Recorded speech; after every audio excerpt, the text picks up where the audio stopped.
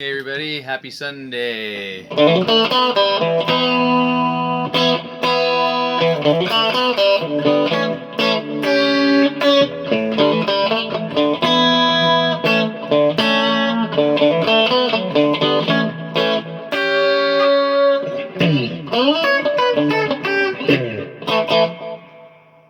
everybody, happy Sunday. So instead of thrashing through the usual Van Halen tribute stuff that I do this time of year at the end of January, beginning of February, um, thought I just do one of his clean strat things and talk about some other things about Eddie rather than the usual stuff that we talk about. Cheers, everybody. Found the coffee. Here it is, way back here. Cheers. And I know what, maybe some of you that are paying, no one pays close attention. What am I saying? Um, I usually do my Eddie Van Halen tribute on his birthday, closer to his birthday, which would probably have been last week, but unfortunately, Mr. John Sykes passed away, and that took precedent, or that was more important. Let's just say that.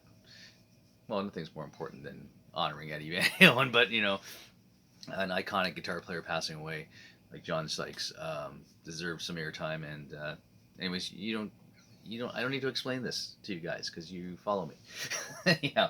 So Eddie, what can you say about Eddie that I haven't said in about 50 to 55 videos that are part of the 250 something videos that I've done or shows that I've done. I've done a bunch on Eddie, especially when he passed away. Um, again, you can say everything you want about him. There's lots of people who didn't like him, which was amazing. I think everyone that all those things kind of went away after he passed away. But there was a lot of people, a lot of guys that I knew that didn't like him. Maybe it's kind of the same way why people don't like Yngwie Malmsteen because they couldn't play like they couldn't achieve that that amount of technical prowess. So they just say I don't like the guy. And Eddie was kind of a haphazard player, genius harmonically, and I think some people just thought he was just blah blah blah, just a bunch of flashy stuff. But it wasn't like that, and we know that. Those of you who um, love the music and love the guy, no, it wasn't like that at all. But I want to dispense a few things, or I'm really using words wrong this morning. I like to display a few things that my guitar geek friends know already, but maybe some of you don't. So here's Van Halen one. This is my original copy. It actually says 1978 on it, I think. Years. This is my original copy that I bought when I was a kid because, and I thought this was the coolest picture of a band ever. Kind of a high tech Led Zeppelin 4-piece with the blonde singer and the dark-haired, curly-haired guitar player and incredible drummer and a really talented bass player singer. And that guitar right there, the original Frankenstein. The original Frankenstein is this guitar right here. It is the same guitar. If you look really closely at this picture of the red guitar, or go get your own picture off the internet and study it, the white guitar and white and black stripes are underneath there. And what happened there was when Eddie, the first album came out, and Eddie was, all of a sudden just deemed this iconic, incredible player. Everybody and no one had really done that stripe thing before in the world of guitar about striping it. So Japanese companies were duplicating and trying to sell a guitar that looked like that. So what he did in his amazingly innovative mind, or tricky person that he was, he just spray painted the red, retaped it up again and spray painted red over top of it, and that is the Frankenstein guitar, the Holy Grail guitar, which Wolfgang now owns and treasures and probably records with and plays with. But that was the experimental guitar, and I kind of, reason why I'm talking about guitar building and guitar experimental stuff about Eddie is because I've been building guitars all week for just for shows. I'm building a guitar for the Keep the Faith shows that are coming up, and I just kind of had to really not be Eddie when I was building this particular guitar, because it had to be kind of precise and stuff like that. And when Eddie Van Halen just kind of, there's a story about when he was the song "Dirty Movies" on with Fair Warning. Uh, you know that song. There's a slide part on that song, and I'm gonna look it up in my reference book here. There's a slide part in that song, and he couldn't get the slide far enough up onto the neck. So, what did Mr. Van Halen do? Here it is, a vintage 1962 Gibson SG Junior, which would have been worth a lot of money right now. Um, he just took a hacksaw and just chopped the bottom horn off of the vintage guitar, which he could care less about. Other cool stories that I've told before. This is his 64 Strat right here, and if you look at it really closely, he just took a screwdriver and carved 5150 into that vintage guitar. And there's stuff done to this if you look real closely, like the volume control is missing and stuff like that. And people think, how could he do that to a vintage 64 Strat? And it's because it's Eddie. He didn't care. Edward didn't care. He just whatever it took to make the sound. Like I ripped as soon as I knew what was going on and read. Here's another. Read this magazine right here, which was his first cover story on Guitar Player magazine. My treasured copy here, which I've read hundreds of times. This article, because it was the only bit of information I ever had, or any of us had at the time, about his gear and what he was using and everything else. And by the way, do you know the story about Dimebag Darrell? How just another thing that I found wrong, because someone at our studio said it, but here it is right here. This guitar right here, the Bumblebee, which he taped up a Charvel body and painted it black and yellow, and they call it the Bumblebee because that's black and yellow. That guitar is buried in the Kiss casket with Dimebag Darrell. The story there was, it's not this guitar. Some people say it's this guitar. No. That's the original Frank. Bumblebee, this guy here, is in the casket with Dimebag. The story there is one of Van Halen's one of the ones with Dave. I can't remember which tour it was, but he was basically painting and taping up EVH guitars, playing them for a song or two, and then auctioning them off at the end of the show during this tour. And he was just basically painting up black and white ones like the first album. He was doing red and white ones like the Kramers, and he was doing Bumblebees like the Charvel here from Van Halen 2. So Dimebag called him up and said, "Hey man, can I jump the queue and get one of those Bumblebee guitars? I need, can I jump the queue? I know there's a waiting list for them or whatever." And he said, "Nah, man, I'll tape it up and paint it up myself for you. So, I'll do it."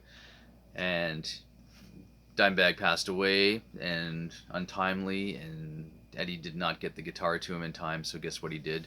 He gave him the original guitar to his family and said, "This is going to be buried with him." Amazing. That was amazing. I actually was pretty teary-eyed when I heard that story. But anyways, maybe you guys all knew all this stuff already, but I just like to tell those kind of stories on my show. But Eddie, as I built guitars this week, I was trying to be not Eddie, because he would, if there was something wrong wiring, he'd just cut the wires in there and say, "Screw it, I got a sound coming out, it sounds okay, let's go." A lot of my guitars around here are like that. I mean, there's guitars that the tone controls never existed in them because they didn't need. All my guitars, actually, all my guitars that I have, even the one I built this week, has no tone controls in it. You need, in some cases you need tone controls. Your classic Strat, you need some tone controls. And I think I've found that out in my old age. But when I was 19, 20, 21, 22, early years, and just cut the wires. I think my Malmsteen said cut the wires in there. Just get rid of them. It actually does sound different without the tone control. It does suck a little bit of tone, that tone control. So if you're getting a wide open sound, rip your tone control out. That's all I have to say. But anyways, Eddie, innovator on guitars, amps too. people are always talking about his amp mods and the Variacs and all the things he did.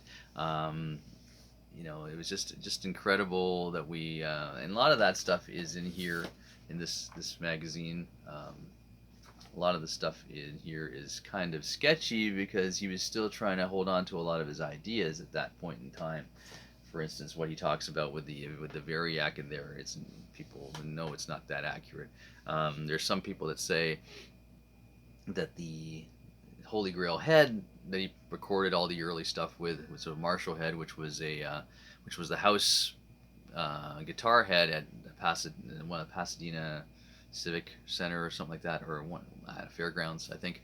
And he got that head somehow. He acquired that Marshall head, and that's the one that's on the first album and everything. And it's arguable if you read your stories or if you hear your interviews with people or talk to people. People say the head was heavily modified. Other people say it was completely stock, and it was just him. It was just his sound. So I don't know what to believe. I also heard that he was using an MXR distortion, which secretly he would never tell anybody that. He just said it was plugged into the head, but that's Eddie. He's keeping all his secrets. But Eddie is gone. I think he would have been 70 this year. It wasn't. It was very sad when he passed away, but it wasn't entirely a shock because of the cancer that he had.